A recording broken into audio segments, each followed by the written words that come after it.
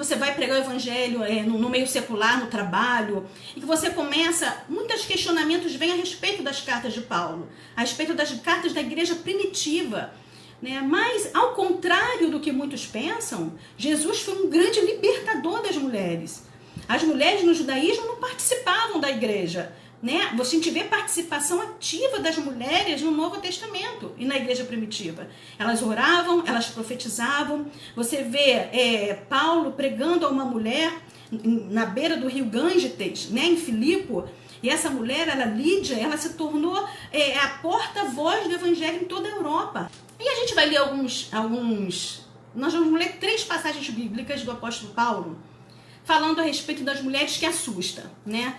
Primeiro ele vai falar que Deus é a cabeça do homem, que Cristo é a cabeça do homem, o homem é a cabeça da mulher, e Deus é a cabeça de Cristo. E por último ele vai falar assim, olha, mulheres, para falar na igreja, orar, profetizar, só se for de véu. E uma outra passagem, ainda na carta dele para Corinto, ele vai dizer assim, as mulheres permaneçam em silêncio. E se tiverem dúvida, pergunta ao marido em casa. Tá aqui, tá escrito, a gente vai ler. Aí numa outra passagem ainda, quando ele escreve a Timóteo, ele vai dizer assim, olha Timóteo, as mulheres não podem ensinar. Ó, pregar, ensinar as escrituras, a mulher não pode. E ele vai deixar isso muito claro, né, que elas não podem ensinar. Então, por que Paulo era machista? Por que às vezes é tão mal interpretada essas passagens? Né? E muito pelo contrário, você vê o apóstolo Paulo, você vê a Priscila e Áquila, você vê o apóstolo Paulo exaltando, enobrecendo o trabalho das mulheres na igreja primitiva, no cristianismo. Toda mulher, porém, que ora ou profetiza com a cabeça sem véu, desonra a sua própria cabeça, porque é como se tivesse rapada. Pode ver aqui que ele não proíbe a mulher de profetizar.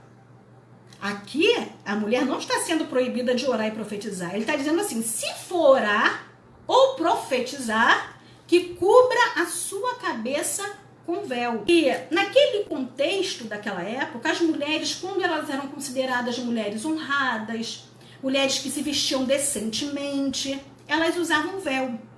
Não era um véu que cobria a cabeça. Eu até peguei aqui, eu ganhei de uma pastora amiga, esse aqui, ó, estão vendo? É lá de Israel. Aí eu estava vendo numa enciclopédia, tem uma foto, a enciclopédia está até ali, tem uma foto de como elas usavam. Não era tampando a cabeça, era assim, ó. Quer ver? Assim. Vocês já viram isso em filmes antigos? Era assim. Esse que era tampar a cabeça com véu. Tampava o cabelo, né? A cabeça. E ela se sentia... E ela era uma mulher, quando ela estava assim, ela era uma mulher considerada uma mulher honrada. Era como se fosse uma mulher bem vestida, né? Era uma mulher que as pessoas não implicavam com ela na rua, não mexiam com ela, porque sabia que ela era uma mulher de honra, porque ela estava portando. Corinto era uma cidade portuária, uma megalópole. Imagina uma São Paulo hoje, se São Paulo tivesse um porto imenso.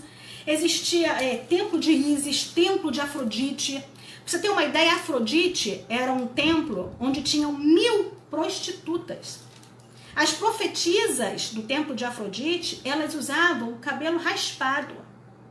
Uma mulher considerada decente, tanto para o judaísmo quanto para os gregos, para Corinto, elas usavam esse véu. Só que como elas começam a participar das reuniões, começam a participar começam a falar, a profetizar, a orar, elas começam a querer mais ou menos achar que poderiam deixar de usar o véu, né, se sentir desobrigada de usar o véu. Tem o pastor Hernandes Dias Lopes, não sei se vocês conhecem, eu gosto muito, ele é um escritor, ele é da Presbiteriana.